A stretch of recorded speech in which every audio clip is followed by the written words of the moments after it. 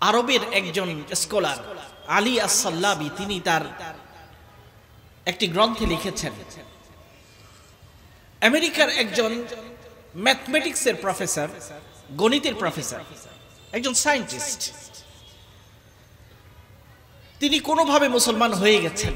হওয়ার পরে প্রতিদিন কোরআন শোনার জন্য মসজিদে জামাতে নামাজে শরীক হন, মাগরিব, এশা, ফজর, কোরআন শোনার জন্য। তাকে তার বন্ধুরা জিজ্ঞাসা করলো, আপনি একজন বিজ্ঞানী, একজন বিজ্ঞানী হয়ে অবৈজ্ঞানিক কাজ করেন, আপনি কি সব শুনেন যেগুলো আপনি নিজেই বুঝেন না? তিনি নতুন মুসলমান হয়েছেন, তিনি একজন ইংরেজি ভাষাভাষী, আরবি জানেন না।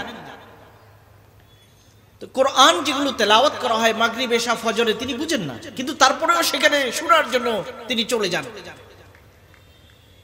ইউরোপ, আমেরিকা, অস্ট্রেলিয়া, পাশ্চাত্য জগতে তো মসজিদ এমন না যে একসাথে অনেক মসজিদের আজান আপনি শুনতে পাচ্ছেন। যারা আমেরিকা গিয়েছেন অথবা পাশ্চাত্যের কোন দেশে গিয়েছেন, মসজিদে যেতে হলে ড্রাইভ করতে হবে, গাড়ি চালিয়ে যেতে হবে। সকালবেলায় আজানের ডাকে আপনাকে কেউ তুলে দেবে না, নিজেকেই উঠতে হবে।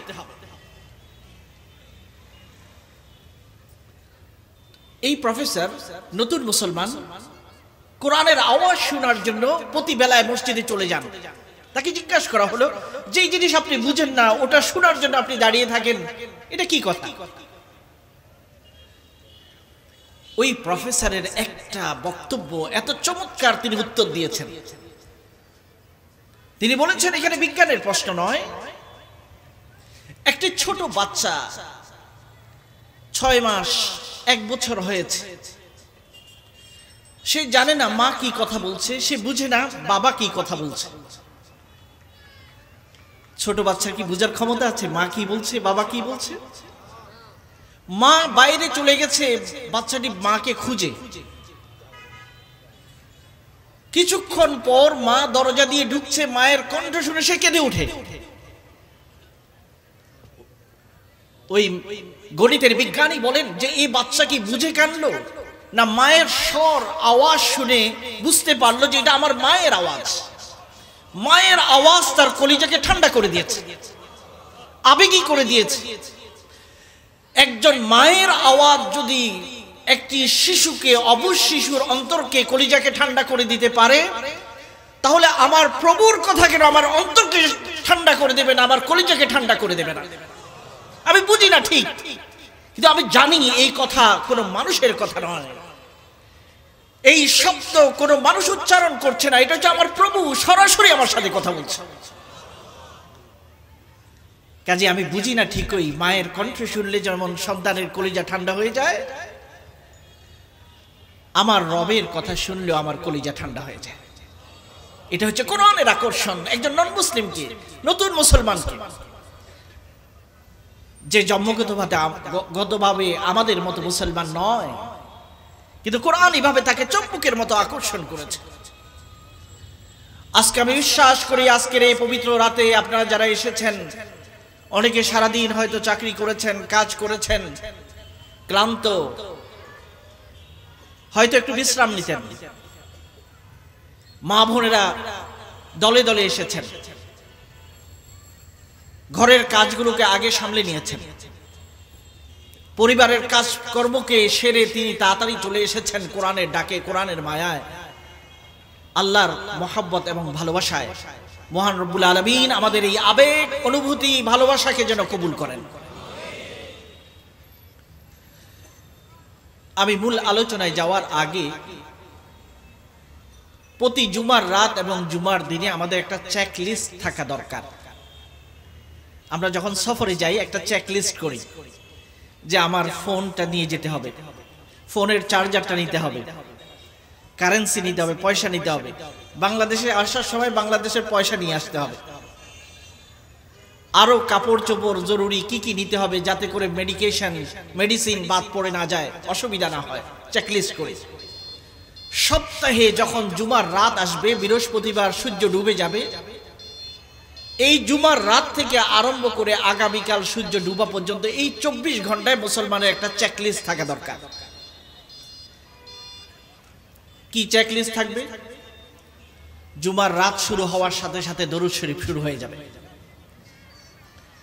আল্লাহ রাসূল বলেছেন সবচেয়ে শ্রেষ্ঠ দিন হলো জুমার দিন, জুমার রাত 24 ঘন্টা আমার উপর দরুদ শরীফ পাঠ করার জন্য সবচেয়ে শ্রেষ্ঠ সময় হলো জুমার দিন এবং রাত। যে জায়গায় দরুদ শরীফ পড়া হোক, আল্লাহ রাব্বুল আলামিন ভ্রাম্যমান ফেরেশতাদের দল নিয়োগ করেন যারা ওই দরুদ শরীফকে আমার কাছে পৌঁছে দেয় আর বলে অমুক জায়গায়, হালিশহরের অমুক জায়গায় অমুক ব্যক্তি আপনার উম্মত আপনার উপর দরুদ পাঠ করেছে, সালাম পেশ করেছে। আল্লাহ তাআলা স্পেশাল ফেরেশতা নিয়োগ করে, ইন্না লিল্লাহি মালাইকাতান সাইয়াহিনা ফিল আরদ। জমিনের বুকে তারা ভ্রাম্যমান ঘুরে বেড়ায়, তাদের একটাই কাজ, যারাই আল্লাহ নবীর উপর দরুদ শরীফ পাঠ করে সেটাকে নিয়ে যায়। এই জন্য জুমার রাত শুরু হওয়ার সাথে সাথে আমাদের দরুদের মাত্রা অনেক বেড়ে যাবে। যে কোনো দিন আমরা দরুদ পাঠ করব, তবে জুমার রাত এবং জুমার দিন যেন আমরা বেশি পরিমাণ আল্লাহ রাসূলের উপর দরুদ পাঠ করি। এই জন্য আমরা আজকের আলোচনার শুরুতে আমরা কয়েকবার দরুদ শরীফ পাঠ করতে চাই।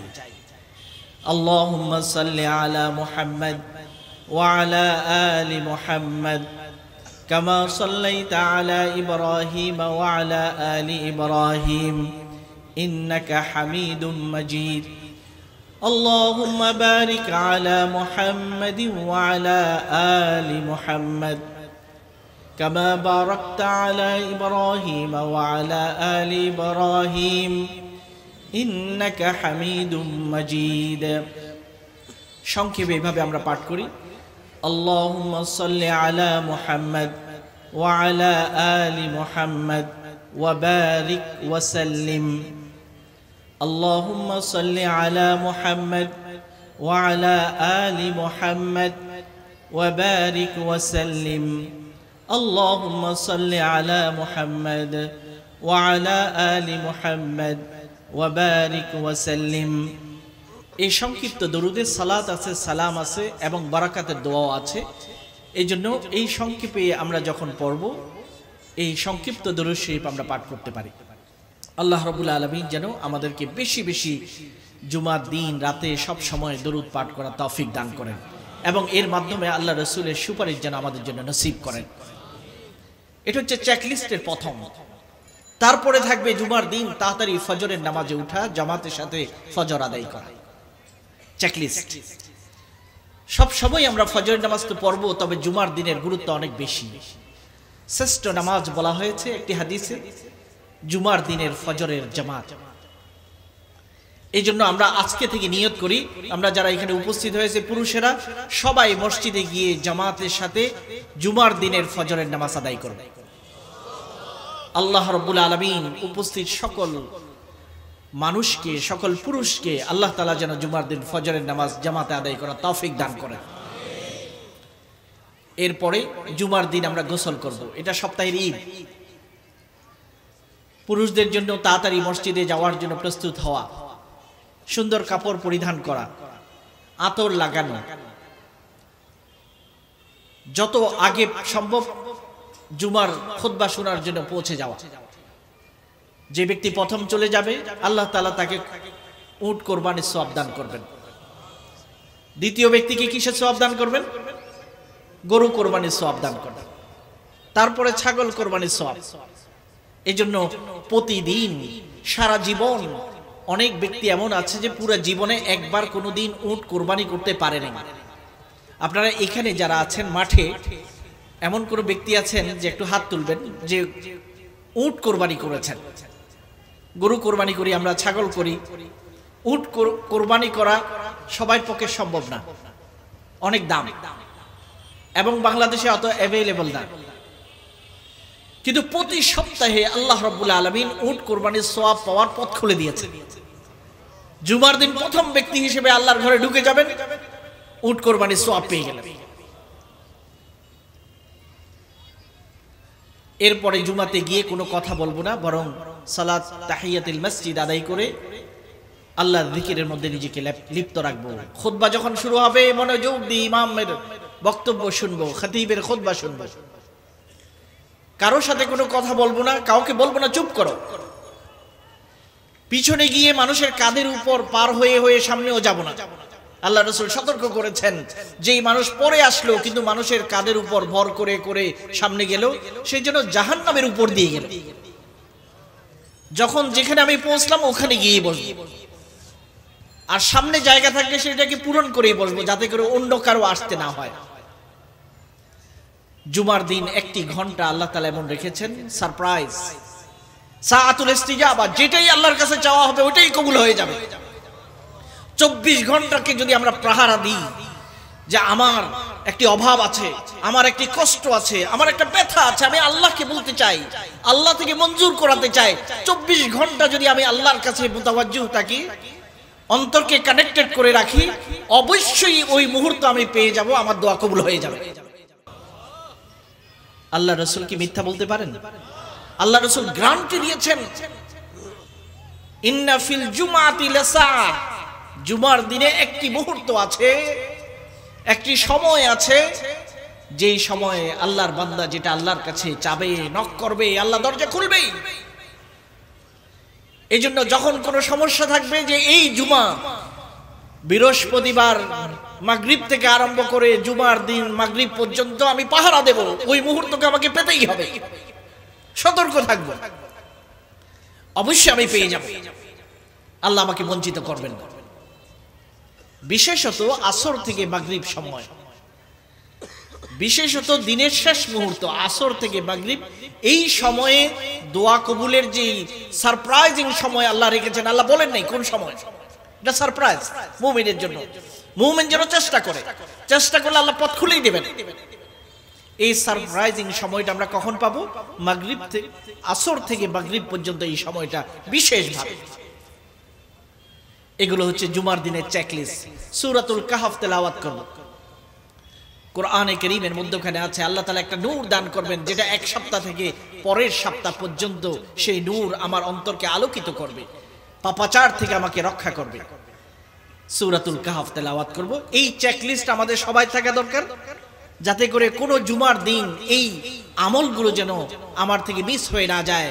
মনে রাখতে হবে, ছোট আমল মনে করে কোনো আমলকে আমি তুচ্ছ করতে পারি না। আল্লাহ রাসূল সতর্ক করেছেন, তিনি বলেন, কখনো কখনো তুমি মনে করো মাত্র 2 রাকাত নামাজ, এটা পড়ার কি দরকার? আল্লাহ রাসূলের এই হাদিসটি আমার মনে খুবই স্পর্শ করেছে। কয়েক সপ্তাহ আগে মসজিদে হারাম থেকে খুতবাতে শেখ সালেহ হুমায়দ তিনি বলেছেন, আল্লাহ রাসূলের এই হাদিসটি সহিহ হাদিসকে উদ্ধৃত করেছেন। আল্লাহ রাসূল একবার এক গ্রামের পাশ দিয়ে যাচ্ছেন, আপনাদেরকে আমি শোনাতে চাই, হয়তো এই হাদিসটি আপনার মনকে স্পর্শ করবে। 2 রাকাত নামাজ পড়ার সুযোগ পেলে সেটাও আমরা কখনো ছাড়বো না। তিনি বলেন, একটি কবরের পাশ দিয়ে যাওয়ার সময় তিনি দাঁড়ালেন, গ্রামের মানুষকে জিজ্ঞাসা করলেন, এই কবরটা কার? তোমরা কি জানো কার কবর?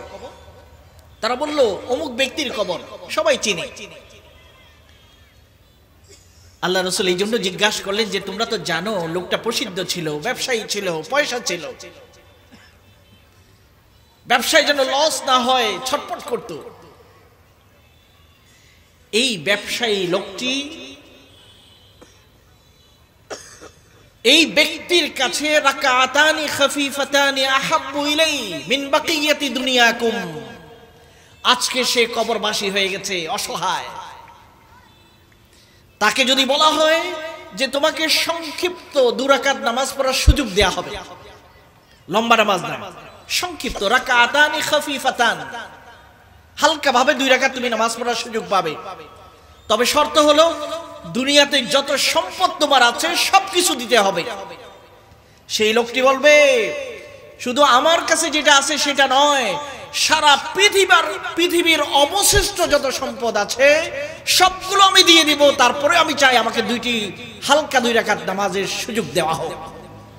হালকা 2 রাকাত নামাজের জন্য এত পাগল হয়ে যাবে। এই জন্য আমি দেখেছি একজন বুজুর্গ ব্যক্তি লন্ডনে যেতেন, বাংলাদেশ থেকে, সিলেট থেকে। তিনি সবসময় ওযুর সাথে থাকতেন। কোথাও দাওয়াতে গিয়েছে, হাফিজুল কোরআন ছিলেন, মানুষ ভক্তি করে দাওয়াত করত। ঘরের মহিলারা কিচেনে গিয়ে রান্না রেডি করছে, খাবার সরবরাহ করবে। এখনো পর্যন্ত দেখা গেল 5-10 মিনিট রয়ে গেছে, উনার সাথে জায়নামাজটা রাখতেন।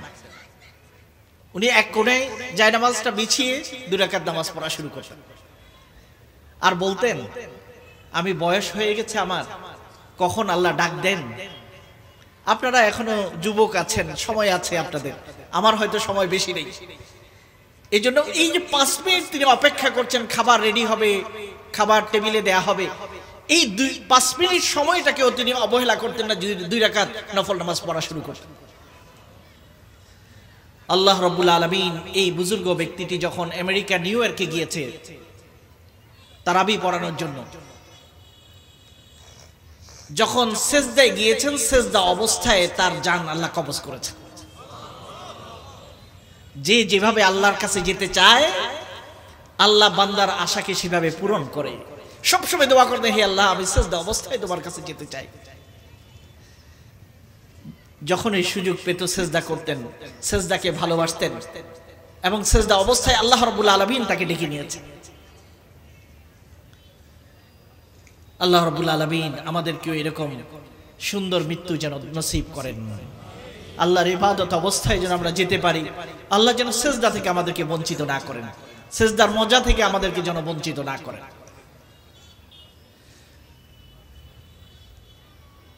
আমরা প্রতি বছর তাফসীরুল কোরআন মাহফিল, বিগত বছরগুলোতে 3 দিন ব্যাপী তাফসীরুল কোরআন মাহফিলের একটা থিম, একটা আইডিয়া, একটা নির্দিষ্ট সূরাকে কেন্দ্র করে আমরা ওই বছরের প্রতিপাদ্য বিষয়কে নির্ধারণ করে থাকি। 2020 ইংরেজিতে 2020 জানুয়ারিতে আমরা এখানে একত্রিত হয়েছিলাম 3 দিন ব্যাপী তাফসীরুল কোরআন মাহফিলে। 2021 করোনা আমাদের তাফসীরকে খেয়ে ফেলেছে। করোনার কারণে তাফসীর হয়নি, সারা পৃথিবী লকডাউন, বন্ধ। এমনকি মসজিদ পর্যন্ত জামাত থেকে বন্ধ করে রাখা হয়েছে। তারপরে 2022-তে গত জানুয়ারিতে আমাদের মাহফিল হওয়ার কথা ছিল, কিন্তু ওমিক্রন চলে আসলো। ওমিক্রনের নাম কি আপনাদের মনে আছে? ওমিক্রন কি? করোনা ভাইরাসের আরেকটা ধরন, যার নাম হলো ওমিক্রন। সে আরো পাওয়ার নিয়ে এসেছে, দ্রুত ছড়াতে শুরু করলো। কোভিড এর পরে ওমিক্রনের ছড়াছড়ি হঠাৎ করে আবার বিধিনিষেধ চলে আসলো। এই জন্য জানুয়ারিতে হতে না পারলেও আলহামদুলিল্লাহ ডিসেম্বরে হচ্ছে। বলা যেতে পারে মধ্যখানে 1 বছর বাদ পড়লো, 2 বছরের মতো, কিন্তু আমরা বলতে পারি 1 বছরেই বাদ পড়েছে 2021। তবে আলহামদুলিল্লাহ আল্লাহ তাআলা যেটি আমাদের জন্য সিদ্ধান্ত নেন সেখানে আমাদের কল্যাণ আছে। এবার ডিসেম্বর মাসে এই তাফসীরুল কোরআন মাহফিল হচ্ছে, অর্থাৎ 29, 30, 31 এই 3টি দিন, বছরের শেষ 3 দিনে আমরা কোরআন পড়ার মাধ্যমে, কোরআন শোনার মাধ্যমে, তাফসীরের মাধ্যমে একটি বছরকে বিদায় দিতে পারছি। আল্লাহ রাব্বুল আলামিন যেন আমাদের এই প্রচেষ্টাকে কবুল করেন। 2020-র যে সূরাটি আমাদের প্রতিপাদ্য বিষয় ছিল, বিগত 2 বছরে নিশ্চয়ই আপনারা ভুলে গেছেন, কিন্তু কারো কারো মনেও থাকতে পারে কোন সূরাটি ছিল আমাদের বিষয়। কোন সূরা? মায়েদা। মাশাআল্লাহ, তাহলে বোঝা যায় আপনারা এই তাফসীরের অপেক্ষায় থাকেন। সূরা মায়েদার পরে পরের সূরা কি হবে সেটার অপেক্ষায় নিশ্চয়ই ছিলেন। আল্লাহ রাব্বুল আলামিন সেই অপেক্ষার প্রহর গোনা শেষ হওয়ার পরে আল্লাহ সেই সুযোগ করে দিয়েছেন। সূরাতুল মায়েদা ছিল আমাদের বিষয়। সূরাতুল মায়েদার পরে এই বছরের প্রতিপাদ্য বিষয় আমাদের জন্য হবে তারপরে সূরাটি।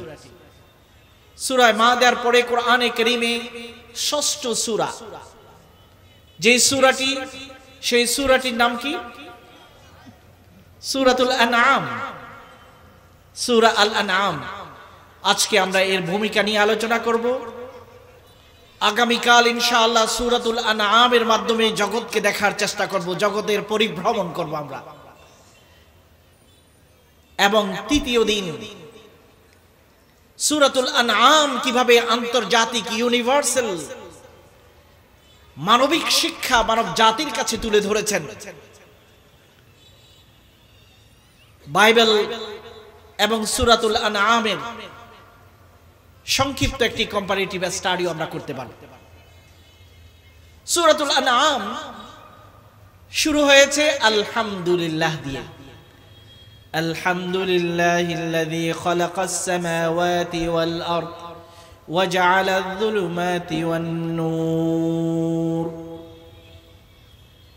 কোরআনে কারীমের প্রথম সূরাটিও শুরু হয়েছিল আলহামদুলিল্লাহ দিয়ে। প্রথম সূরাটির নাম কি? সূরাতুল ফাতিহা, শুরু হয়েছে আলহামদুলিল্লাহ।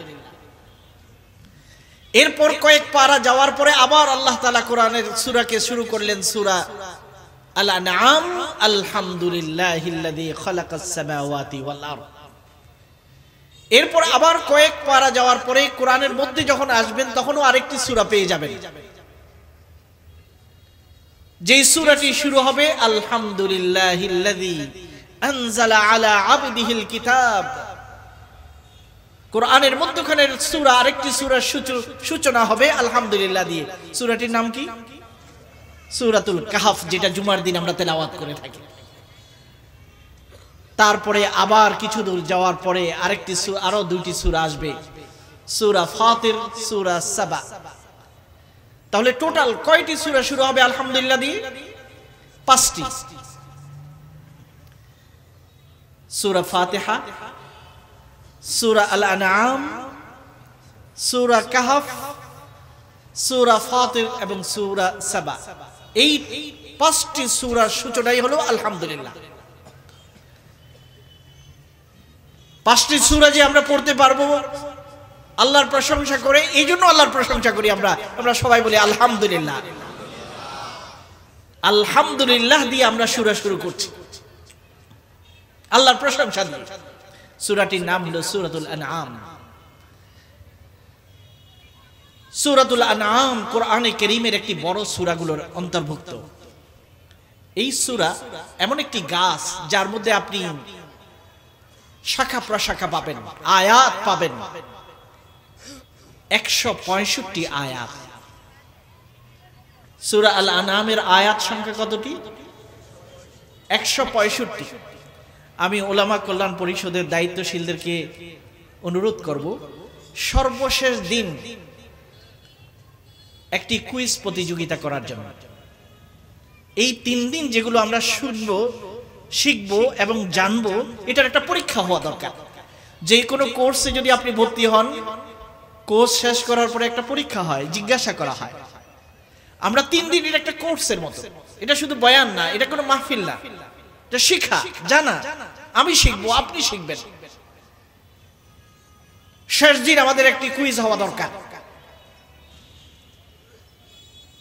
যেমন কয়টি সূরার শুরুতে আলহামদুলিল্লাহ আছে?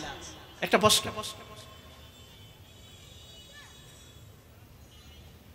সূরাতুল আনআমের আয়াত সংখ্যা কতটি? কতটি আয়াত? 165।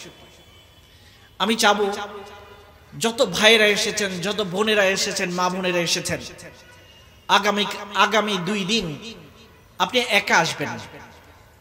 আপনার ছেলেটিকেও আপনার পাশে আমি দেখতে চাই। আলহামদুলিল্লাহ, কিছু কিছু ভাইয়ের পাশে ছেলেদেরকে দেখা যায়। আপনার ছেলেটিকে আনবেন। সে কিশোর হোক, সে টিনেজার হোক, তরুণ হোক, তাকে নিয়ে আসবেন। তার জীবনে বড় হওয়ার পর তার মাথায় স্মৃতি থাকবে যে আমার বাবার হাত ধরে আমি তাফসিরে যেতাম। সে মিস করবে। সে তার ছেলেকেও হাত ধরে নিয়ে আসবে তাফসির মাহফিলে। নিয়ে আসাটাও একটা দ্বীনের দাওয়াত। আপনি একা আসবেন না, আপনার প্রতিবেশীর দরজায় নক করে বলবেন আমি তাফসিরে যাচ্ছি, আপনিও আসেন। তিনি আসলেও সওয়াব পাবেন, না আসলেও সওয়াব পাবেন। এভাবে আমরা হাজারো মানুষ যারা এসেছি, আমরা যদি এভাবে আরো মানুষদেরকে ডেকে নিয়ে আসি,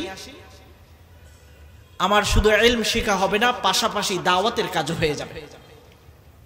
165টি আয়াত সূরাতুল আনআমে আল্লাহ রাব্বুল আলামিন নাযিল করেছেন।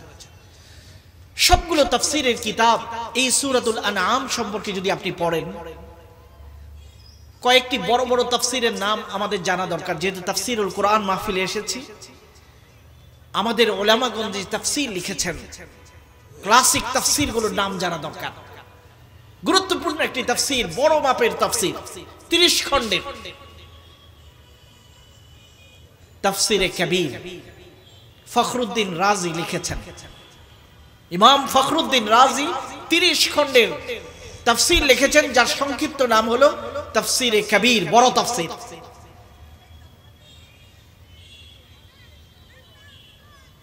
আল্লামা আলুসি লিখেছেন রুহুল মাআনি। হাফেজ ইবনে কাসির লিখেছেন তাফসীর ইবনে কাসির। আল্লামা জামাখশরী লিখেছেন তাফসীর আল কাশাফ। আলহামদুলিল্লাহ, সবগুলো তাফসীর এখন আপনি একসাথে পড়তে পারবেন। যারা আরবি জানেন, একটি আয়াতকে সিলেক্ট করবেন, এই আয়াতটার তাফসীর রাজি কি করেছেন, ইবনে কাসির কি করেছেন, আলুসি কি করেছেন, কাশাফে কি করা হয়েছে, সবগুলো তাফসীর যদি আপনি পড়তে চান, এক জায়গায়। আধুনিক বিজ্ঞান টেকনোলজি আমাদের জন্য সহজ করে দিয়েছে। আগে এত বড় তাফসীর কখনো আমরা দেখতেও পেতাম না, কিন্তু এখন ক্লিকের মাথায় চলে আসছে। সব তাফসীর আপনি একসাথে মুতালা করতে পারবেন, অধ্যয়ন করতে পারবেন।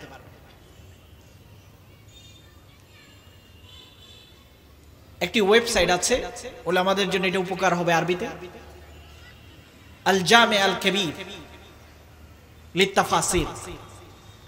এক জায়গায় যত তাফসীর আপনার পড়তে ইচ্ছে করে, যে এই আয়াতটি সূরা আনআম সম্পর্কে কোন মুফাসসির কি বলেছেন, সব আমি এক নজর দেখতে চাই। এই ওয়েবসাইটে গেলেই আপনি ক্লিক করবেন আর দেখতে পাবেন। আল্লাহ রাব্বুল আলামিন ইলমকে কত সহজ করে দিয়েছেন। শুধু আমাদের একটু সময় দেয়া দরকার, শুধু আমাদের একটু গুরুত্ব দেয়া দরকার। প্রায় সব মুফাসসিররা এই সূরার ভূমিকায় লিখেছেন। আন ইবনে আব্বাস রাদিয়াল্লাহু তাআলা আনহুমা, তাফসীরের কথা আসলে ইবনে আব্বাসের কথা বলতেই হবে। আব্দুল্লাহ ইবনে আব্বাস একজন কিশোর ছিলেন। আল্লাহ রাসূলের এমন একটা খেদমত করেছেন, এক খেদমতে আল্লাহ রাব্বুল আলামিন তাকে তাফসীরের সব জ্ঞান দিয়ে দিয়েছেন। সহিহ বুখারীর মধ্যে আছে, তিনি বলেন, বিতু ইনদা মাইমুনা ইনদা খালাতি মাইমুনা, আমার খালা মাইমুনার ঘরে আমি এক রাত্রে ছিলাম। মাইমুনা রাদিয়াল্লাহু তাআলা আনহা আল্লাহ রাসূলের স্ত্রী, আব্দুল্লাহ ইবনে আব্বাসের খালা। আমি খালার বাড়িতে বেড়াতে গেলাম, রাত্রে ছিলাম। আমি অল্প বয়স্ক, 12-13 বছরের কিশোর। রাত্রিবেলা আমি টের পেলাম যে রাসূলুল্লাহ সাল্লাল্লাহু আলাইহি ওয়াসাল্লাম জাগ্রত হয়েছেন। তিনি নামাজ পড়বেন, টয়লেটে যাবেন। আমি দেখলাম তিনি বাইরে গেলেন, টয়লেটে গেলেন। আমি তাড়াতাড়ি তার জন্য একটু পানির ব্যবস্থা করলাম, ওযু করার জন্য পানির ব্যবস্থা করে রাখলাম। রাসূলুল্লাহ সাল্লাল্লাহু আলাইহি ওয়াসাল্লাম টয়লেট থেকে ফিরে এসে দেখেন তার জন্য ওযুর পানি রেডি। গভীর রাতে তার জন্য ওযুর পানি কে রেডি করে রাখলো? তিনি জিজ্ঞাসা করলেন, কে করলো? আমি বললাম, ইয়া রাসূলুল্লাহ, আমি আব্দুল্লাহ ইবনে আব্বাস আপনার জন্য ওযুর পানি রেডি করেছি। আল্লাহ রাসূলের এই কিশোরের খেদমতের কারণে আল্লাহ রাসূলের মন এত খুশি হয়েছেন, আল্লাহ রাসূল তার জন্য দোয়া করেছেন, আল্লাহুম্মা ফাক্কিহু ফিদ-দীন ওয়া আল্লিমহু তাউইল। হে আল্লাহ, এই কিশোরকে গভীর জ্ঞান দান করো, তাফসীরের জ্ঞান দান করো। অনেক সময় শুধু পড়ালেখা করে মানুষ হয় না, দোয়া দিয়েও মানুষ হয়, খেদমত দিয়েও মানুষ হয়। অনেক সময় আমরা দেখেছি অনেক মেধাবী ছেলে, কিন্তু আদব নেই, খেদমত নেই। অনেক মেধা থাকার পরেও বঞ্চিত হয়ে গেছে, তার দ্বারা তেমন কাজ হয়নি। ইবলিস খুব মেধাবী ছিল, মুআল্লিমুল মালায়েকা বলা হতো, ফেরেশতাদের শিক্ষক। এত জ্ঞান, এত মেধাবী। অভাব কিসের ছিল? আদম। আল্লাহ বলেন উসজুদু লি আদম, আদমকে সিজদা করো, সম্মান করো। সে বলে আবা ওয়াস্তাকবারা আনা খায়রুম মিন, আদমের সামনে আমি মাথা নত করব কেন? আমি তো তার চেয়ে শ্রেষ্ঠ। সে অস্বীকার করলো, অহংকার করলো, আদবের বরখেলাপ করলো। আদবের বরখেলাপ হলে ভালো জায়গা থাকতে পারে না, ভালো মজলিসে থাকতে পারে না। আল্লাহ তাআলা ফয়সালা উখরুজ ফাইন্নাকা রাজিম ওয়া আলাইকা লানাতু ইলা ইয়াউমিদ্দিন, বের হয়ে যাও, গেট আউট, গেট লস্ট, উখরুজ ফাইন্নাকা রাজিম, তুমি বিতাড়িত, ওয়া আলাইকা লানাতু ইলা ইয়াউমিদ্দিন, কিয়ামত পর্যন্ত তোমার নাম যারাই শুনবে তারা তোমার উপর লানত এবং অভিসম্পাত দেবে, লানত করবে। আদবের অভাব। এইজন্য আমরা আমাদের বাচ্চাদেরকে আদব বেশি শিখাবো, সুন্দর ব্যবহার শিখাবো। মেহমান আসলে কিভাবে ব্যবহার করতে হবে সেটা শিখবে, মানুষ দোয়া করবে। একটি ছোট বাচ্চার সুন্দর ব্যবহার দেখে মানুষ দোয়া করে। আজকাল আমাদের সন্তানরা সবাই ডিভাইস ভিত্তিক সন্তান হয়ে গেছে। আমি এক বাসায় গেলাম, ইংল্যান্ডের একটি বাসায়। আমি ঢুকলাম, খাওয়া দাওয়া করলাম, বেরিয়ে আসলাম, ছোট্ট বেবি 7 বছরের, সে টেরেই পেল না। ডিভাইস, গেমস, নেশা।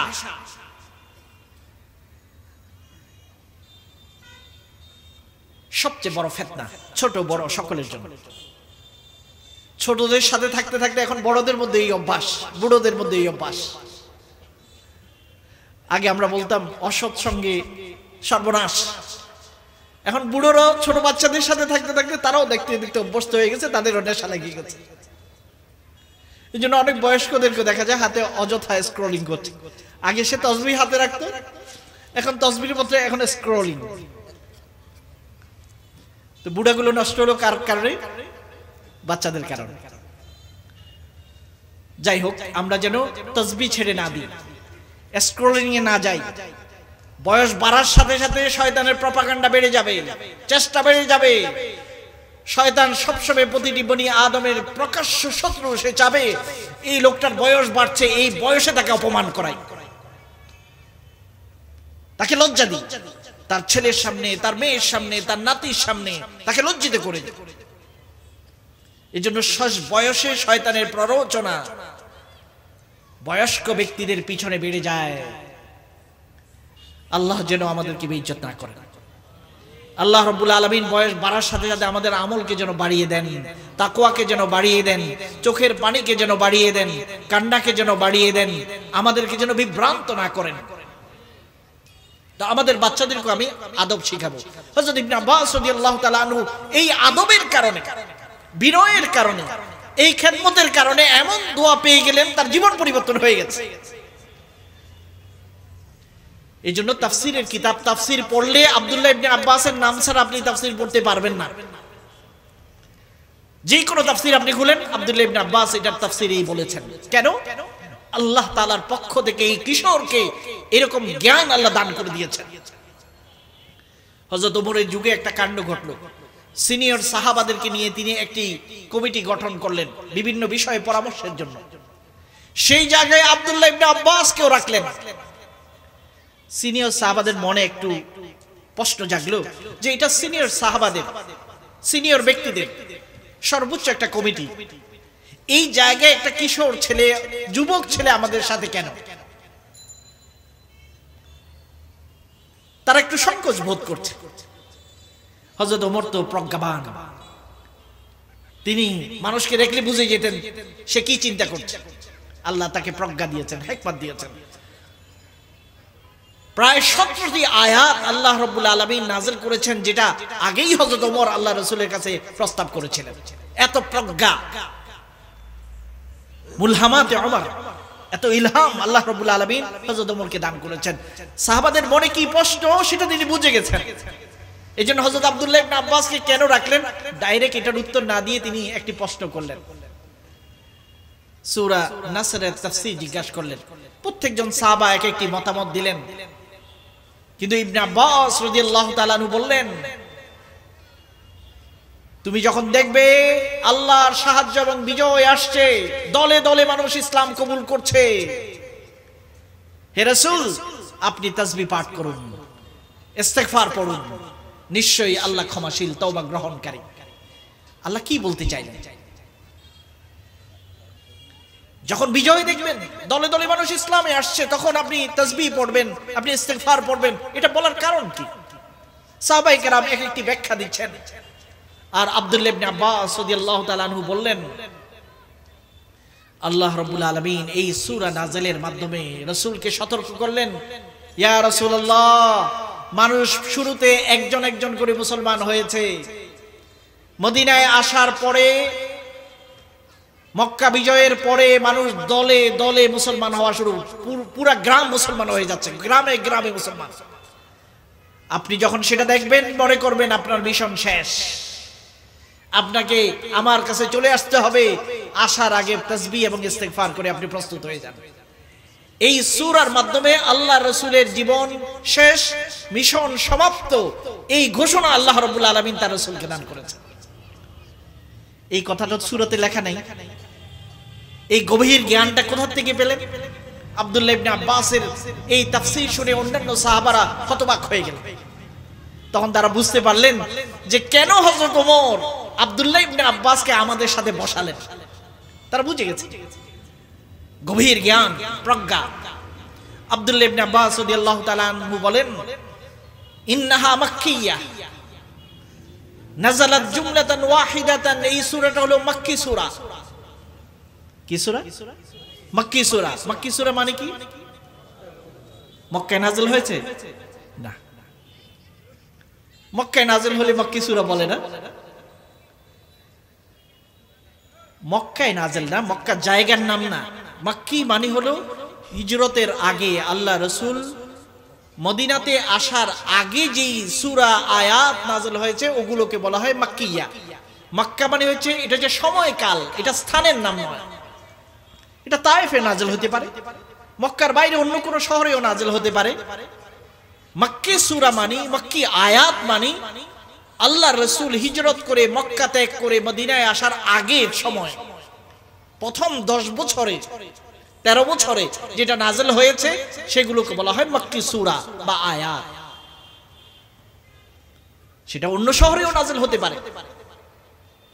আর মাদানী মানে কি?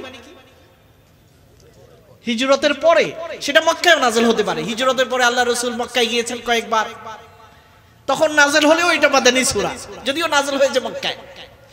তাহলে মক্কা এবং মদিনা মানে স্থানের নাম নয়, মাকান নয়, জামান, সময়কাল।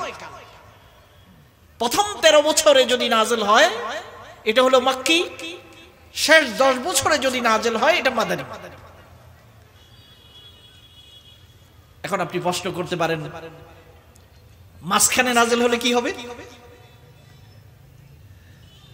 অনেক সময় অনেক আলেম বয়ান করার আগে বলেন যে কোনো তালেব ইলম থাকলে আগে দাঁড়িয়ে যাও, তাদের সামনে বয়ান করা যায় না। তিনি বয়ান শুরু করেছেন, এমন একটি গাছ আছে পাতা পড়লে, পানিতে পড়লে কুমির হয়ে যায়, আর ডাঙ্গাতে পড়লে আরেকটা হয়ে যায়। একজন তালেব ইলম দাঁড়িয়ে গেল, গাছের পাতাটা যদি এমন ভাবে পড়ছে, অর্ধেক পড়ছে পানিতে, অর্ধেক পড়ছে ডাঙ্গায়, কি হবে? তো এখানে এই প্রশ্নটা হয় যে আল্লাহ রাসূল মক্কা থেকে বেরিয়ে যাচ্ছেন, মদিনার পথে তো 2 সপ্তাহের মতো ছিলেন।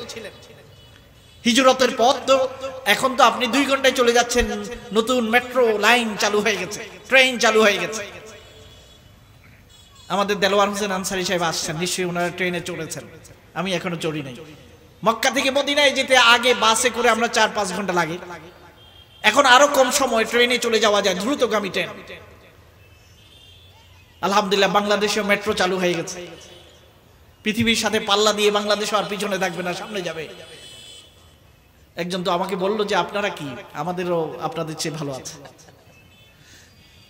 মেট্রো আমাদের কম নাকি? মেট্রোতে উঠলে সব স্টেশনগুলো মনে হবে ঝকঝকে, বিদেশে বাংলাদেশে মনেই হবে না। যাই হোক, আলহামদুলিল্লাহ, আল্লাহ তাআলা বাংলাদেশে সব রকম উন্নতিকে যেন আল্লাহ তাআলা আরো বেগবান করে দেন। অন্তরের উন্নতি, শরীরের উন্নতি এবং অবকাঠামোগত উন্নতি আল্লাহ তাআলা যেন করে দেন। কারণ বাংলাদেশের উন্নতি মানে হচ্ছে আমাদের প্রতিটি নাগরিকের মুখে হাসি, কল্যাণ। প্রতিটি প্রবাসী তাদের কষ্টার্জিত পয়সার পরে যখন তারা উন্নতি দেখবে, তাদের মুখের মধ্যে হাসি ফুটে। কিন্তু আল্লাহ রাসূল যখন মক্কা থেকে মদিনায় যাচ্ছেন 2 ঘন্টা তো যাননি, অনেকদিন লেগেছে।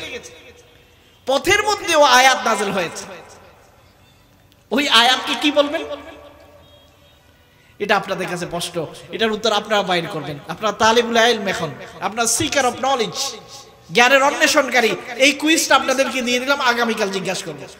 যেই আয়াত মক্কায়ও নাযিল হয় নাই, মদিনাতেও হয় নাই, হিজরতের পথে নাযিল হয়েছে, এটাকে কি মক্কি ধরবেন না মাদানী ধরবেন? এটা আপনারা বের করে আনবেন।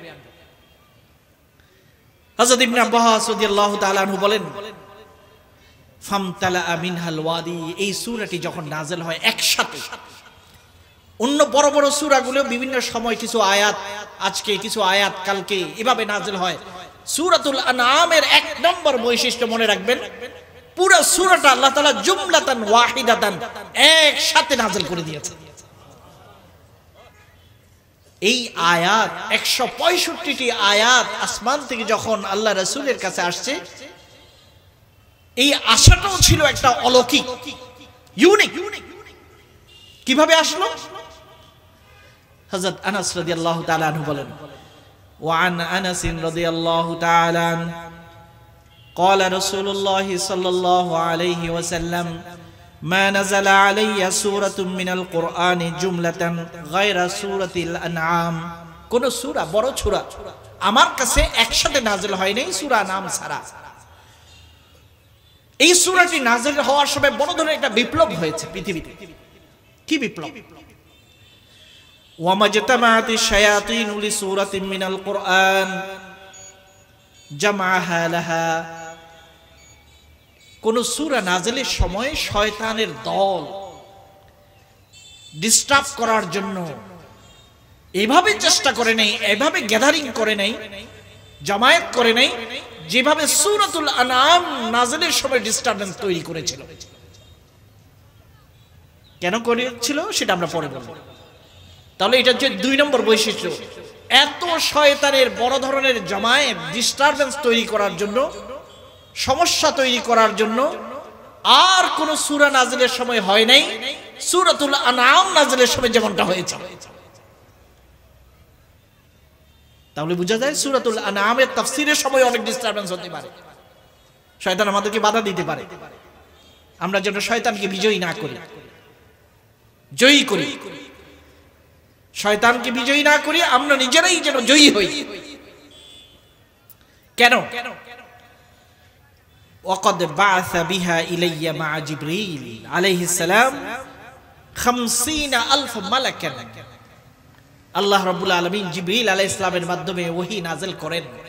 সূরাতুল আনআম নাযিল করার সময় হযরত জিবরিলকে প্রেরণ করেছেন, তার সাথে 50000 ফেরেশতাকেও প্রেরণ করেছেন গার্ড দেওয়ার জন্য।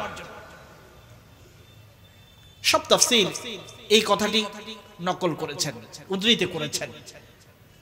ইবনে কাসির থেকে আরম্ভ করে আলুসি, ফখরুদ্দিন রাজি, সকল মুফাসসিরিনরা এই রিওয়ায়াতগুলোকে নকল করেছেন, উদ্ধৃতি করেছেন।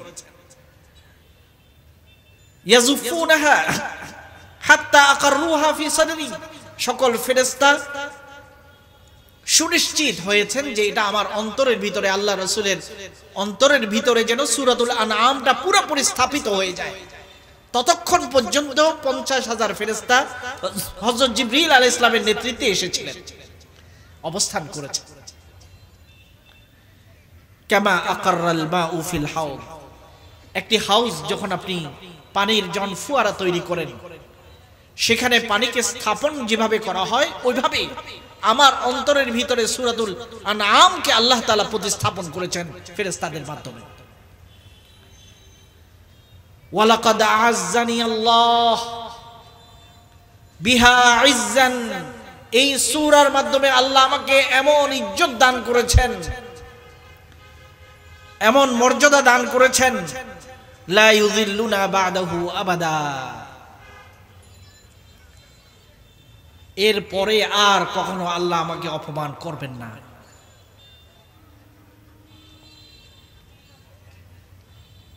সূরাটি হলো ইজ্জতের সূরা, সম্মানের সূরা। এই সূরার মাধ্যমে আল্লাহ রাব্বুল আলামিন তার রাসূলকে এমন ইজ্জত দান করেছেন, তারপরে আর কোনো অপমান নেই।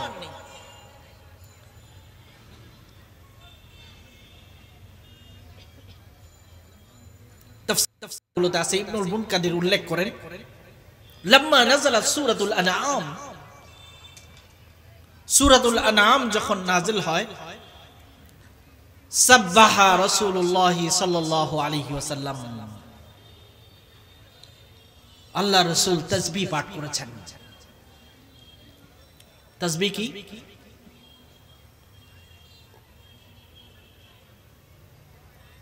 তাসবিহ যখন বলা হয় সুবহানাল্লাহ, সূরাতুল আনআম নাযিলের পরপরই আল্লাহ রাসূল তাসবিহ পাঠ করেছেন। তো এই জন্য আমরা যখন সূরাতুল আনআম শুরু করব, আমরা কি পাঠ করব? এখন তাসবিহ পাঠ করব। তাসবিহ সকলে আমরা বলি সুবহানাল্লাহ, সুবহানাল্লাহ, ওয়ালহামদুলিল্লাহ, ওয়ালা ইলাহা ইল্লাল্লাহ, আল্লাহু আকবার, আল্লাহু আকবার। আল্লাহর বড়ত্ব বর্ণনা করা, আল্লাহর পবিত্রতা বর্ণনা করা। এই সূরা নাযিলের পর আল্লাহ রাব্বুল আলামিন আল্লাহ রাসূলকে এমন ইজ্জত দান করেছেন, এই পরে আর কখনো আল্লাহ রাসূল বলেন আমাকে আল্লাহ অপমান করেন নাই। তাহলে এই সূরার কয়েকটা বৈশিষ্ট্য। এক নম্বর বৈশিষ্ট্য হলো, এক নম্বর বৈশিষ্ট্য কি? একসাথে নাযিল হয়েছে, 165 আয়াত একসাথে নাযিল হয়েছে। এত বড় সূরা একসাথে আর নাযিল হয়নি। দুই নম্বর, এই সূরাটি নাযিলের সময় শয়তানরা বড় ডিস্টার্ব করেছিল, বড় জমায়েত করেছিল। এজন্য আল্লাহ রাব্বুল আলামিন এই সূরা হযরত জিবরিলের মাধ্যমে প্রেরণ করার সময় 50,000 ফেরেশতার গার্ড দিয়ে এই সূরাকে নাযিল করেছেন।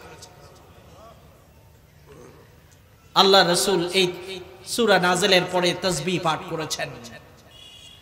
কেন এই সূরার এত বৈশিষ্ট্য, এত গুরুত্ব? কারণ এই সূরার মধ্যে আল্লাহ রাব্বুল আলামিন তার কুদরত, তার একত্ববাদকে প্রমাণ করেছেন। যারা বিতর্ক করে আল্লাহ সম্পর্কে, আল্লাহর সাথে যারা শিরিক করেন, তাদের সকল দলিলকে চুরমার করে দিয়ে আল্লাহ রাব্বুল আলামিন একত্ববাদের দলিল, যারা নাস্তিকতায় নিমজ্জিত, আল্লাহকে বিশ্বাস করে না, আল্লাহ রাব্বুল আলামিন দলিলের মাধ্যমে তাদের কোমরকে ভেঙে দিয়েছেন। আখিরাতকে যারা বিশ্বাস করে না, আখিরাতকে প্রমাণ করে দিয়েছেন। রিসালাতের উপর যারা চ্যালেঞ্জ ছুড়ে দিয়েছিল, বিভিন্ন প্রশ্ন করেছিল কাফেররা, সেগুলো সব উত্তর দিয়ে দিয়েছেন। এই জন্য ইসলামের ঈমান, তাওহীদ, রিসালাত, আখিরাত, মৌলিক বিশ্বাস আল্লাহ তাআলা যুক্তির মাধ্যমে, ন্যাচারাল এভিডেন্স পেশ করার মাধ্যমে আল্লাহ রাব্বুল আলামিন মানুষের মনের মধ্যে গেঁথে দিয়েছেন।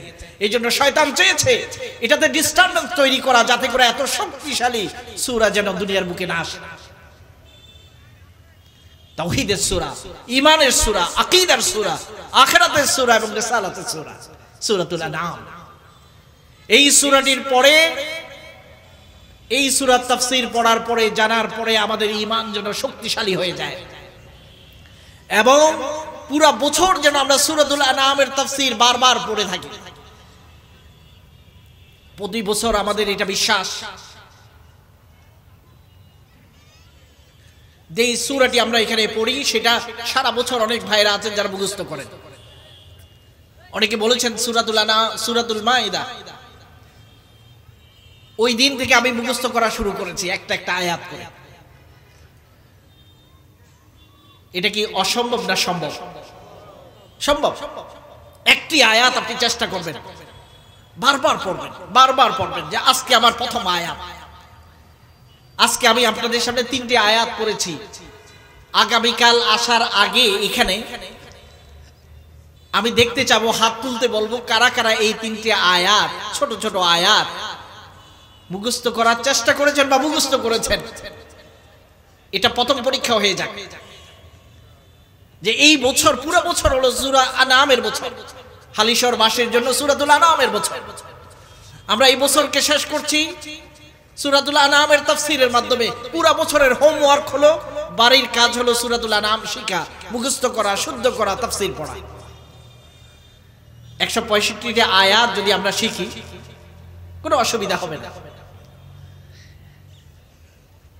একটি আয়াতের যে কমও যদি ডেইলি আমরা পড়ি তাহলে ওইটা শেষ হয়ে যাবে পুরো বছর ইনশাআল্লাহ। আমরা সবাই চেষ্টা করব আল্লাহ রাব্বুল আলামিন সূরাতুল আনআমকে বুকে ধারণ করার তৌফিক যেন আমাদেরকে দান করেন, এবং এর মাধ্যমে ঈমান, তাওহীদ এবং রিসালাতের পরিপূর্ণ বিশ্বাসকে আমাদের অন্তরের মধ্যে স্থাপন করার তৌফিক যেন দান করেন। সূরাতুল আনআম এই বৈশিষ্ট্যগুলো জানার পরে যে বিষয়টা এবার জানতে হবে, এই সূরার নাম আনআম কেন? প্রত্যেকটা সূরার নামের একটা কারণ থাকে। এই সূরাটির নাম সূরাতুল আনআম কেন? এটা আরেকটা প্রশ্ন আপনাদের কাছে। আল আনআম শব্দ হলো, যখন আনআম শব্দটি বলা হয় এটা দ্বারা বোঝানো হয় উট, গরু, ছাগল, গবাদি পশু, এগুলোকে বলা হয় আনআম। এই শব্দটি আসছে নেয়ামত থেকে। নেয়ামত মানে হচ্ছে যেগুলো আল্লাহর করুণা। আল্লাহ রাব্বুল আলামিন মানব জাতির জন্য করুণা করেছেন, তাদের জন্য গবাদি পশু দিয়েছেন। আজকে দুপুরে সবাই ভাত খেয়েছেন। আমি একটু জানতে চাই কারা কারা গরু গোশত দিয়ে খেয়েছেন আজকে লাঞ্চের ভিতর? কাদের কাদের গরু গোশত ছিল একটু হাত তুলেন তো দেখি। আহা, গরু গোশত মনে হয় অনেক দাম হয়ে গেছে, অল্প মানুষই খেয়েছে। গরু গোশতের এখন কেজি কত? 800 টাকা। সুবহানাল্লাহ। এই জন্য একটু কম মানুষে খেয়েছেন। যাই হোক, ছাগলের গোশত দিয়ে কেউ খেয়েছেন আজকে? ছাগল, কারণ আনআম নিয়ে আমি পড়ছি, এই জন্য আমি একটু জানতে চাই আনআমের সাথে মানুষের কি সম্পর্ক? ছাগল কেউ খায়নি? ও একজন দেখা যাচ্ছে ওইদিকে, উনি পয়সাওয়ালা মনে হয়। ছাগলের গোশত কত কেজি? 1000। তাহলে উনি পয়সাওয়ালা বেশি একটু। সবচেয়ে ছোট্ট একটা পশু প্রাণী যেটা আমরা সবসময় খাই, এখন তো খুব স্ট্যান্ডার্ড স্মার্ট নামে খাই, চিকেন ফ্রাই, আরো অনেক নাম। মুরগি বলে না এখন মানুষ, সবাই চিকেন বলে। চিকেন দিয়ে খেয়েছেন কেউ আছেন? একটু হাত তুলেন না। মাশাআল্লাহ, অনেকেই চিকেন দিয়ে খেয়েছেন, আর বাকি সবাই মনে হয় নিরামিষ সবজি খেয়েছেন। যাক, আলহামদুলিল্লাহ খেয়েছেন। আল্লাহ আনআমের সাথে মানুষের সম্পর্ক বোঝার জন্য আমরা দেখলাম সবার খাবারের মেনুতেই গরু গোশত আছে। সপ্তাহে কয়েকদিন হলেও থাকে। তবে ডাক্তাররা বলেন রেড মিট কম খাওয়ার জন্য, চর্বিজাত খাবার কম খাওয়ার জন্য। গরু অথবা খাসি, ল্যাম্ব, ভেড়া, এগুলোর পরিবর্তে চিকেন যদি খান, মুরগি যদি খান, আলহামদুলিল্লাহ ঠিক আছে। তারপরে মাঝে মাঝে খাবেন। অনেকের জন্য ডাক্তার পরামর্শ দেয় গরু গোশত খাওয়ার জন্য, যাদের শরীরের আয়রন কমে গেছে, তাদের জন্য পরামর্শ হলো গরু গোশত খান। অথবা চর্বি কমে গেছে, তাদেরকে বলে খান। আবার যাদের চর্বি, কোলেস্টেরল বেড়ে গেছে, খবরদার, হার্টের রগগুলো ব্লক হয়ে যাবে। আল্লাহ তাআলা আমাদেরকে এত, আমাদের শরীরের মধ্যে আল্লাহ রাব্বুল আলামিন এতগুলো ব্লাড সার্কুলেশন যেটা ভেসেল দিয়েছেন, রগ রেশা দিয়েছেন, যেটাকে যদি লম্বা করেন আপনি প্রায় 90 কিলোমিটার হবে। শুধু রগগুলোকে যদি একসাথে সাজান, আপনি দেখবেন যারা মেডিসিনে পড়ে তারা তো দেখে যে পুরো শরীরের মধ্যে এত তার লাগানো, জড়ানো। আপনি যদি হেডফোন একটাকে পকেটের মধ্যে রাখেন, 1 মিটার হেডফোন, তারপরে পকেট থেকে বাইর হলে এটা প্যাচ লেগে যায়, খুলতে অনেক কষ্ট হয়, প্যাচ লেগে যায়। কিন্তু এত কিলোমিটারের রগ রেশা আল্লাহ আমাদের শরীরে ঢুকিয়ে দিয়েছেন যে কখনো সেখানে প্যাচ লেগে যায় না। একটু পেস লেগে গেলে অনেক টাকা খরচ করে সেটাকে ঠিক করতে হবে। আল্লাহু আকবার। যে ডিএনএ আল্লাহ, আমি আজকে একটা বৈজ্ঞানিক আর্টিকেল পড়ছিলাম, একটা ডিএনএ আমাদের মধ্যে আছে, এত ইনফরমেশন আল্লাহ দিয়েছেন, যে ইনফরমেশন গুলোকে যদি বইতে লেখা হয়, আমাদের ডিএনএ দেখেন, এটা কার ছেলে, আপনি কার ছেলে, যদি সন্দেহ হয় এখন ডিএনএ পরীক্ষা করে। আমেরিকায় নিয়ে যাবেন আপনার ছেলে নাম দিয়ে, তখন তারা ডিএনএ পরীক্ষা করে যে এটাকে আসলে আপনার ছেলে কিনা, ডিএনএ টেস্ট। এই ডিএনএ এর ভিতরে আল্লাহ এত ইনফরমেশন আমাদের জন্য দিয়েছেন, এগুলোকে যদি বই লেখা হয় 900 ভলিউম 900 খণ্ডের বই লিখতে হবে, প্রতিটি খণ্ড 500 পৃষ্ঠা। এত ইনফরমেশন আল্লাহ রাব্বুল আলামিন আমাদের ডিএনএ এর মধ্যে সেটআপ করার জন্য আল্লাহ সেটআপ করে দিয়েছেন। আল্লাহু আকবার, কি কুদরত! আপনি মনে করেন আমি একজন ফকির মানুষ, আমার কিছু নেই, কি নাই আপনার মধ্যে? যে ডিএনএ আছে, কত মাইলের ডিএনএ, ডিএনএ কে যদি আপনি লম্বা করেন, কতটুকু লম্বা হবে? 200 কোটি কিলোমিটার। 50 বার আপনি পৃথিবী থেকে সূর্যের কাছে যেতে পারবেন, সূর্য থেকে আসতে পারবেন, এত দূরত্ব। এটা আপনার ভিতরে আছে, আমার ভিতরে আছে। আপনি আপনাকে নিজেকে ফকির মনে করেন? এত দূরত্বের ডিএনএ আপনার কাছে আছে। যাই হোক, সেগুলো বিজ্ঞান যখন মানুষ পড়ে, শরীরের কারুকাজ যখন মানুষ, ইঞ্জিনিয়ারিং যখন দেখে, সে চিৎকার করে বলে সুবহানাক মা খালাকতা হাযা বাতিলা। হে আল্লাহ, তুমি পবিত্র, তুমি এগুলো খেলাধুলা করার জন্য তৈরি করো নাই। তোমার কুদরতের যে পরিচয় আমার শরীরের ভিতরে আছে, ওয়াফি আনফুসিকুম আফালা তুবসিরুন, তোমার নিজের ভিতরে তুমি দেখো। তোমার একটা দাঁত নিয়ে চিন্তা করলেও তোমার মাথা ঘুরিয়ে যাবে। ক্যানেল সিস্টেম আল্লাহ খাল চালু করে দিয়েছে। যাই হোক, সেগুলো অন্য আরেকটা বিষয়। আমরা আগামীকাল যাওয়ার চেষ্টা করব সূরাতুল আনআমের মাধ্যমে, আমরা আল্লাহর কুদরতের জগতে পরিভ্রমণ করার জন্য চেষ্টা করব সূরাতুল আনআমের ফ্লাইট।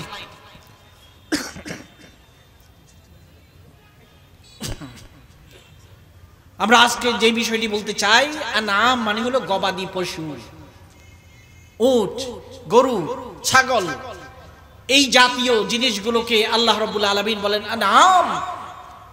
এটা আমাদের জীবনে, মানব জীবনে এত গুরুত্বপূর্ণ, সবার জীবনের সাথে গবাদি পশুর সম্পর্ক আছে। কেউ যদি বলেন যে না, আমি গবাদি পশু আমার দরকার নেই, তিনি বাঁচতে পারবেন না। গবাদি পশু আপনার দরকার আছে, আপনার সাথেই আছে। সূরাতুল আনআমের ভিতর আল্লাহ তাআলা গবাদি পশু নিয়ে আলোচনা করেছেন, সূরাতুন নাহলে আলোচনা করেছেন, সূরা ইয়াসিনে আলোচনা করেছেন, আরো অনেক সূরাতে বলেছেন। তবে বিশেষভাবে এই সূরাতে আল্লাহ আনআম, যেটা আল্লাহ মানব জাতির জন্য গবাদি পশু তৈরি করেছেন, অথচ মুশরিকরা সেটা নিয়ে নানা রকম শিরিক করে।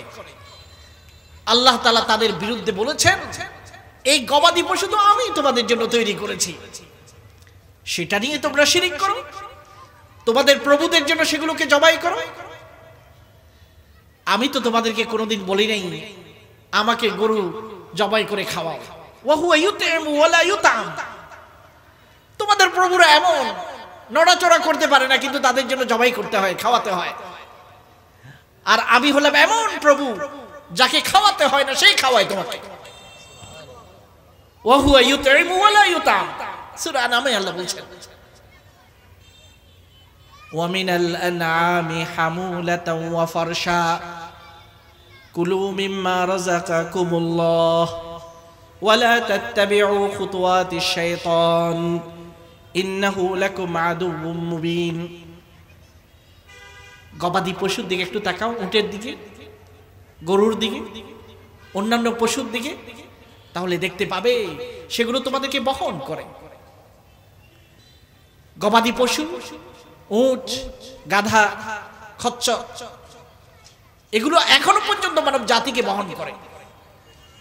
আমি গতবার দিনাজপুর গেলাম, দেখলাম সবার কাছে গাধার গাড়ি আছে, খচ্চরের গাড়ি আছে, গরু গাড়ুটা কমন, এখনো মানুষকে বহন করে। এমন জায়গা আছে যেখানে রাস্তাঘাট হয়নি, কিন্তু মানুষ এই গবাদি পশুগুলোকে ব্যবহার করে এক জায়গা থেকে আরেক জায়গায় মালপত্র নিয়ে যায়। জঙ্গলে মানুষ বড় বড় গাছ কাটে,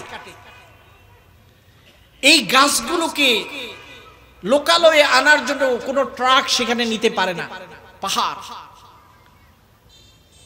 এরকম জায়গাগুলোতে বর্তমান আধুনিক যুগেও বর্তমানে ট্রাক আছে, বাস আছে, অন্যান্য যানবাহন আছে, কিন্তু এখনো পর্যন্ত অনেক দুর্গম জায়গাগুলোতে মানুষ এই পশুর গাড়ি দিয়ে বড় বড় বোঝা বহন করে এবং লোকালয়ে নিয়ে আসে।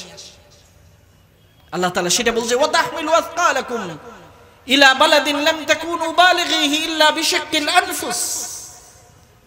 তোমাদের অনেক কষ্ট হতো নিজেরা কাঁধে করে যদি এই গাছগুলোকে জঙ্গল থেকে আনতে, অনেক কষ্ট হতো। আমি তোমাদের জন্য সুবিধা করে দিয়েছি, আল আনআম তৈরি করে দিয়েছি, সেগুলোর মাধ্যমে তোমরা বহন করে আনতে পারো। সূরাতুল নাহলের মধ্যে আল্লাহ বেশি করে আনআমের অনেক উপকারগুলোকে আমাদের জন্য বর্ণনা করেছেন। ওয়াল আনআমা খালাকাহা লাকুম ফিহা দিফুন ওয়া মানাফি'। গবাদি পশুগুলোকে তৈরি করেছে, সেগুলো দিয়ে তোমরা নিজেদেরকে উষ্ণ করো। অনেকেই জ্যাকেট পরেছেন যেগুলো লেদারের তৈরি, পশুর চামড়া দিয়ে তৈরি জ্যাকেট, গরম জ্যাকেট। জুতা পরেন, শীতকালে এমন জুতা পরেন যে পাটা গরম থাকে, লেদারের তৈরি, চামড়া দিয়ে তৈরি। গবাদি পশুর চামড়া দিয়ে আপনি উষ্ণতা পান, আপনার শরীরকে উষ্ণ করেন, আপনার পাকে উষ্ণ করেন, গরম করেন। ওয়া মানাফি', অনেক উপকার সেখানে আছে। মানুষ সেখানে জায়নামাজ তৈরি করে, আরো বিভিন্ন কাজে পশুর চামড়াকে আমরা ব্যবহার করি। ওয়া মিনহা তাকুলুন, ওখান থেকে তোমরা খাও। গরু গোশত খায়, উটের গোশত খায়, আরো বিভিন্ন প্রাণীর গোশত তোমরা খাও। ওয়ালাকুম ফিহা জামালুন হিনা তুরিহুন ওয়া হিনা তুসরিহুন। সকাল সন্ধ্যায় সেগুলো করে তোমরা যানবাহন ব্যবহার করো এবং সৌন্দর্য উপভোগ করো। তোমাদের জন্য খাবার, এমনকি পানীয়, এই প্রাণীগুলোর মধ্যে তোমাদের জন্য বিশেষ পানি আমি রেখেছি, পানীয়। আল্লাহ তাআলা বলেন, ওয়া ইন্না লাকুম ফিল আনআমি লাইবারাহ। গবাদি পশুর ভিতর তোমাদের জন্য উপদেশ রেখেছি, চিন্তার খোরাক রেখেছি। নুসকিকুম মিম্মা ফি বুতুনি মিন বাইনি ফারথিন ওয়া দামিন লাবানান খালিসান সাইগান লিশারিবিন। এই গবাদি গরুর ভিতর থেকে তোমাদের জন্য আমি ফ্রেশ দুধ বের করে দিই, ফ্রেশ মিল্ক। ভিতরে যদি তোমরা কাটি ওটা দেখতে চাও এই দুধগুলো কোত্থেকে আসে, কাটলে তুমি দুইটি জিনিস পাবে, একটা হচ্ছে গোবর, আরেকটা হচ্ছে রক্ত। এই রক্ত এবং গোবরের মাঝখান দিয়ে আমি দুধ বের করে আনি। এত সাদা ধবধবে দুধ তোমাকে দিই, পিওর গ্লাস তোমার সামনে থাকে, তুমি পান করো। কোনদিন রক্তের এক ফোঁটা দাগ এই দুধের মধ্যে তুমি পাও নাই, কোন মানব জাতি পায়নি। কোনদিন গরুর দুধের মধ্যে আপনারা রক্তের দাগ দেখেছেন যে লাল হয়ে গেছে রাগ, অথচ রক্তের ভিতর দিয়ে আসে। আবার দুধটা পান করার সময় গোবরের গন্ধ পেয়েছেন কারা কারা? আল্লাহ বলেন না, গোবরের মাঝখানে, রক্তের মাঝখানে গবাদি পশু থেকে তোমার জন্য পানীয় বের করে আনি, ধবধবে সাদা, সাইগান লিশারিবিন। তুমি সেগুলো পান করার পরে তৃপ্তির ঢেকুর তুলো। পান করে একবার কখনো কখনো তুমি আলহামদুলিল্লাহ পড়ো না, আমাকে একটু থ্যাংক ইউ বলো না, কিন্তু পান করো। দুধ দিয়ে, দুধ ভিত্তিক কত রকমের খাবার তোমরা খাও, পুডিং তৈরি করো, আরো বিভিন্ন পিঠা তৈরি করো, সেমাই খাও, কত জায়গায় এই দুধকে তুমি ব্যবহার করো, চায়ের সাথে দুধ, মিল্ক টি। এটা কোত্থেকে আসছে? আল্লাহ নাম থেকে এসেছে, গবাদি পশু থেকে আমি তোমার জন্য বের করছি। আমার কুদরতকে দেখো না, এত বড় ইঞ্জিনিয়ারিং যে এখানে কোনো রকম ঝামেলা হয় না। মানুষের যত ইঞ্জিনিয়ারিং থাকে সেখানে কোনো কোয়ালিটি নষ্ট হয়ে যায়, অনেক চেষ্টা করে, কোয়ালিটি কন্ট্রোলার আছে, বিভিন্ন প্রোডাক্ট বের করে উৎপাদন করে। সেই জায়গায় এত কন্ট্রোলিং সিস্টেম থাকার পরেও কখনো কখনো কোয়ালিটি নষ্ট হয়ে যায়, গন্ধ হয়ে যায়, খাবারগুলো নষ্ট হয়ে যায়।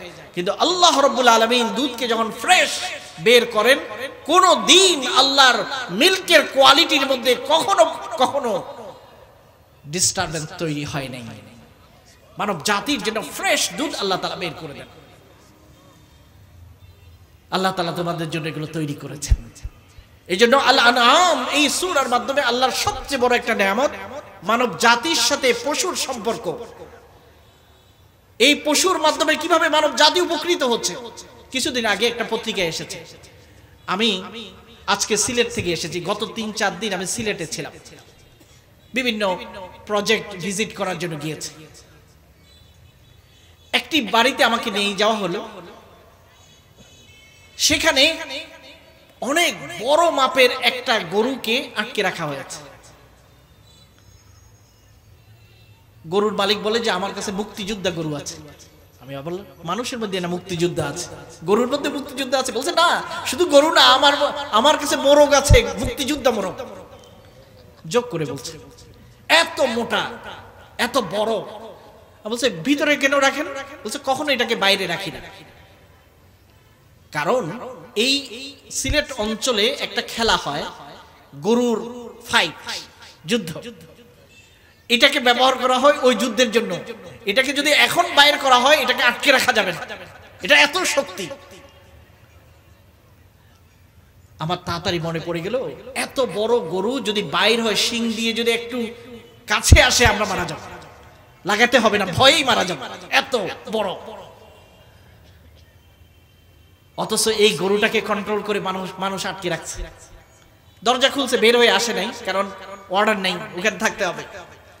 আর আল্লাহ তাআলা সূরা ইয়াসিনে তাই আমাদেরকে সতর্ক করে বলেন, হে আমার বান্দা, ওয়াযাল্লালনাহা লাহুম ফামিনহা রুকুবুহুম ওয়া মিনহা ইয়াকুলুন। হে আমার বান্দা, তোমার আয়ত্তে আমি করে দিয়েছি এই গরু ছাগলগুলো। এত বড় গরু, ছোট একটা বাচ্চা সেটাকে কন্ট্রোল করে।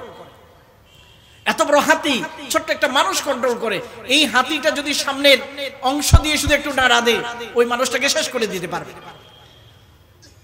এত বড় গরু মানুষের নিয়ন্ত্রণ করে দিয়েছে।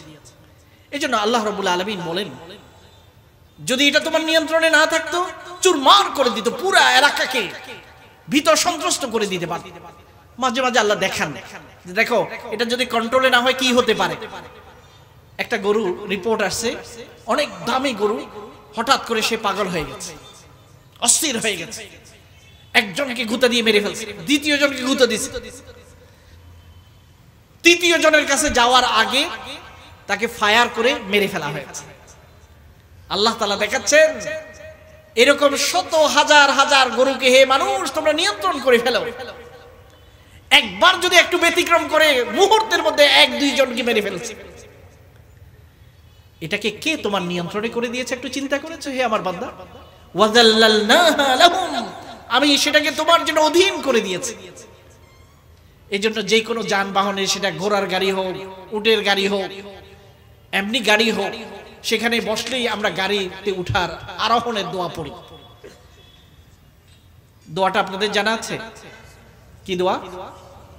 সুবহানাল্লাযী সাখখারা লানা হাযা ওয়া মা কুন্না লাহু মুকরিনিন ওয়া ইন্না ইলা রাব্বিনা লামুনকালিবুন। সেই মহান সত্তা কত পবিত্র, যেটা এটা আমাদের নিয়ন্ত্রণ করে দিয়েছেন, আমাদেরকে অধীন করে দিয়েছেন।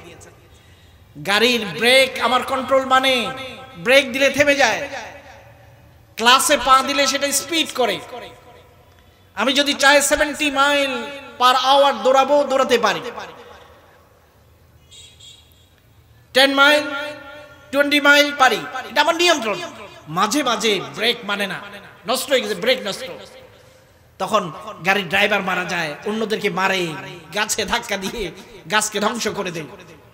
আল্লাহ বলেন দেখো সবকিছুকে তোমার অধীন করে দিয়েছি, এক চোখের পলকের জন্য যদি তোমার অধীন থেকে বের হয়ে যায় কত বড় ধ্বংস তৈরি করতে পারে। এই জন্য আমরা আল্লাহর কাছে এই দোয়াটা পড়ি। আল্লাহ রাসূল পড়তেন, আল্লাহুম্মা রাহমাতাকা নারজু ফালা তাকিলনা ইলা আনফুসিনা তারফাতা আইন। হে আল্লাহ, তোমার রহমত ছাড়া বাঁচার উপায় নেই। এক চোখের পলক পরিমাণ নিজেকে রক্ষা করার দায়িত্ব যদি আমার কাঁধে দাও, আমার পক্ষে নিজেকে রক্ষা করা সম্ভব নয়। বড় বড় অ্যাক্সিডেন্ট হয় চোখের পলকে।